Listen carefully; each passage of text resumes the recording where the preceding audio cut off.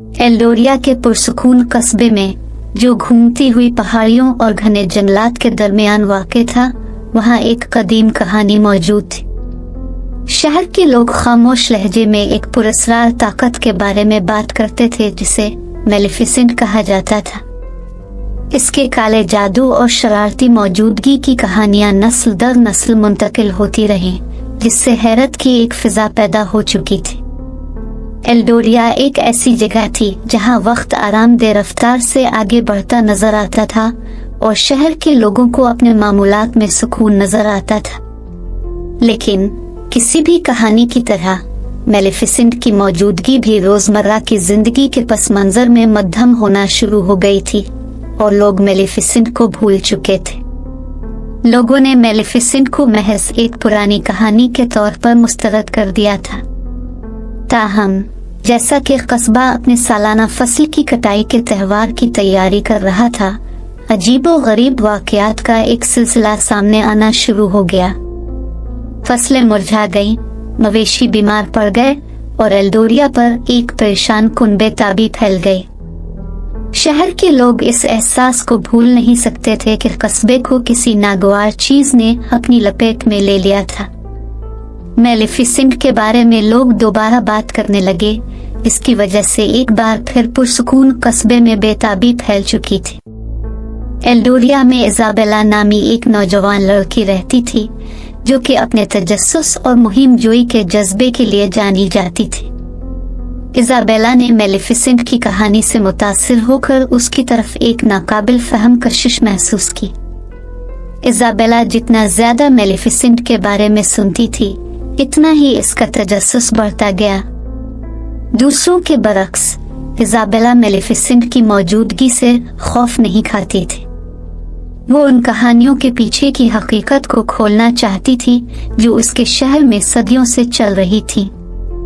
खिज़ां की एक शाम, जैसे ही सूरज गुरूब हुआ और चांद ने एल्डोरिया पर एक आसमानी चमक डाली, इजाबेला अपने कस्बे से निकलकर जंगल में चली गए। जैसे ही वो जंगल के रास्तों पर चल रही थी तो दरख्तों की शाखें एक अजीब खौफ का एहसास पैदा कर रही थी। फिजा एक दूसरी दुनियावी तवानाई के साथ घनी हो गई थी जिसने इजाबेला के दिल में एक हलचल पैदा कर दी थी। जंगल के बीच में इजाबेला ने साए में लिपटी एक खस्ता हाल हवेली देखी। इस हवेली की दीवारें और टूटी हुई खिड़कियां वक्त गुजरने की गवाही दे रही थी और उसके आसपास की फिजा एक खौफनाक ताकत के साथ हरकत करती दिखाई दे रही थी। इजाबेला ने एक लम्हे के लिए हिचकिचाहट का मुजाहिरा किया, लेकिन फिर भी इसने हवेली का दरवाजा खोल दिया।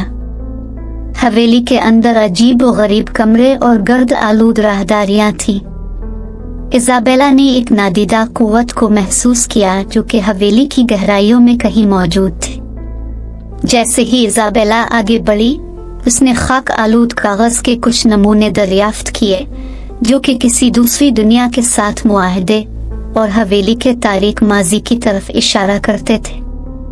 जैसे ही इजाबेला ने हवेली के राजों को मजीद दरियाफ्त किया, इजाबेला एक गैर फितरी सुर्ख रंग की रोशनी में नहाए हुए एक कमरे में पहुंची।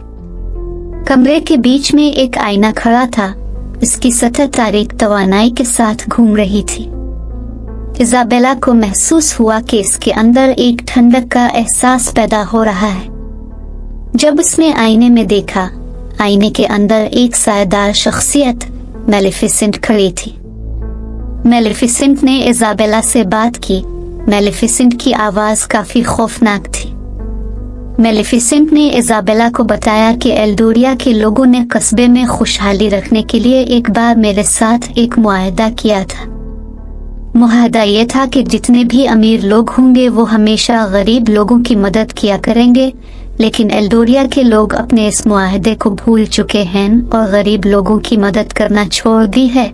इसी वजह से कस्बे की खुशहाली खत्म हो गई है। इजाबेला अपने कस्बे के लोगों से वफादारी और मेलेफिसेंट के लिए एक नई हमदर्दी के दरमियान अजीब कैफियत में थी। इजाबेला कस्बे में वापस गई। उसने कस्बे के लोगों को भूले हुए मुआहदे के बारे में याद करवाया। इजाबेला ने वो सच्चाई लोगों को बताई जिसको एल्डोरिया के लोग भूल चुके थे। इसके बाद दोबारा अमीर लोगों ने हमेशा गरीब लोगों की मदद करना जारी रखा।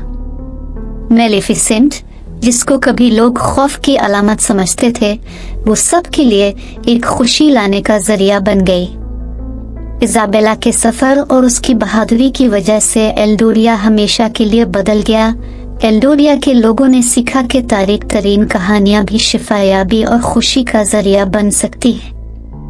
जैसे जैसे फसल की कटाई का त्यौहार करीब आया, कस्बे के लोगों ने रोशनी और साए के दरमियान तवाजुन को तस्लीम करते हुए एक नए दौर को अपनाया, और इस तरह एल्डोरिया में पुरस्कार हवेली कदीम कहानियों की पायदार ताकत और उन लोगों की तब्दीली की फितरत के सबूत के तौर पर खड़ी रही जिन्होंने अपनी सच्चाई को तस्लीम करने की हिम्मत की थी।